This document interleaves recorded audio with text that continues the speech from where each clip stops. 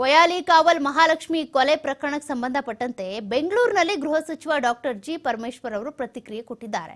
ಮಹಾಲಕ್ಷ್ಮಿ ಕೊಲೆ ಕೇಸ್ನಲ್ಲಿ ಒಂದಿಷ್ಟು ಮಾಹಿತಿಯನ್ನು ಕಲೆ ಹಾಕಿದ್ದೇವೆ. ಅದರಲ್ಲಿ ಇಬ್ಬರಿದ್ದಾರೋ ಒಬ್ಬರಿದ್ದಾರೋ ಅದು ಇನ್ನೂ ಕೂಡ ಗೊತ್ತಿಲ್ಲ, ನೋಡ್ಬೇಕು ನಾವು.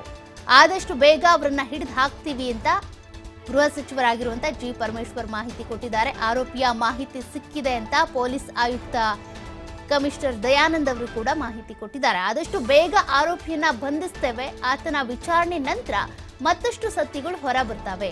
ಆರೋಪಿಯು ಹೊರ ರಾಜ್ಯದವನು ಅಂತ ಗೊತ್ತಾಗಿದೆ. ಆರೋಪಿಯನ್ನ ಬಂಧಿಸಿ ಮುಂದಿನ ವಿಚಾರಣೆ ನಡೆಸ್ತೀವಿ. ಬೆಂಗಳೂರು ನಗರ ಪೊಲೀಸ್ ಆಯುಕ್ತ ದಯಾನಂದ್ ಅವರು ಕೊಟ್ಟಿರುವಂತ ಮಾಹಿತಿ. ಒಂದ್ ಕಡೆ ಗೃಹ ಸಚಿವರು, ಮತ್ತೊಂದು ಕಡೆ ಪೊಲೀಸ್ ಆಯುಕ್ತರಾಗಿರುವಂತ ದಯಾನಂದ್ ಅವರು ಇಬ್ರು ಕೂಡ ಇದಕ್ಕೆ ಸಂಬಂಧಪಟ್ಟಂತೆ ರಿಯಾಕ್ಟ್ ಮಾಡಿದ್ದಾರೆ.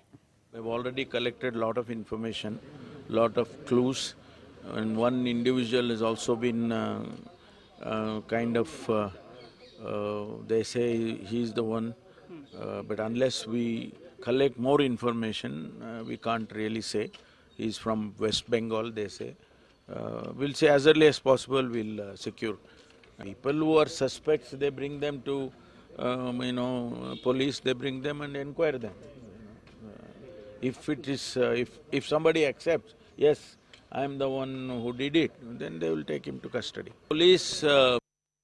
ಆತ ಹೊರ ರಾಜ್ಯದನು ಅಂತ ಈಗ ಗೊತ್ತಾಗಿದೆ. ಬಟ್ ಬೆಂಗಳೂರಿನಲ್ಲಿ ವಾಸ ಇದ್ದ ಆತನ ಪತ್ತೆಗೆ ನಾವು ಪ್ರಯತ್ನಗಳನ್ನು ಮಾಡ್ತಾ ಇದ್ದೇವೆ. ಇದಕ್ಕೂ ಹೆಚ್ಚು ನಾವು ಮಾತಾಡಲಿಕ್ಕೆ ಹೋದ್ರೆ ಆರೋಪಿಗೆ ಒಂದು ಅನುಕೂಲ ಆಗ್ತದೆ ಹೊರತಾಗಿ ಪತ್ತೆ ಕಾರ್ಯ ಕೂಡ ನಮಗೆ ವಿಳಂಬ ಆಗ್ತದೆ, ನಿಮಗೂ ತೊಂದರೆ ಆಗ್ತದೆ. ದಯವಿಟ್ಟು ತಾವೆಲ್ಲ ನಮ್ಮೊಂದಿಗೆ ಸಹಕರಿಸಬೇಕು ಅಂತ ಕೇಳ್ಕೊಳ್ತೀವಿ.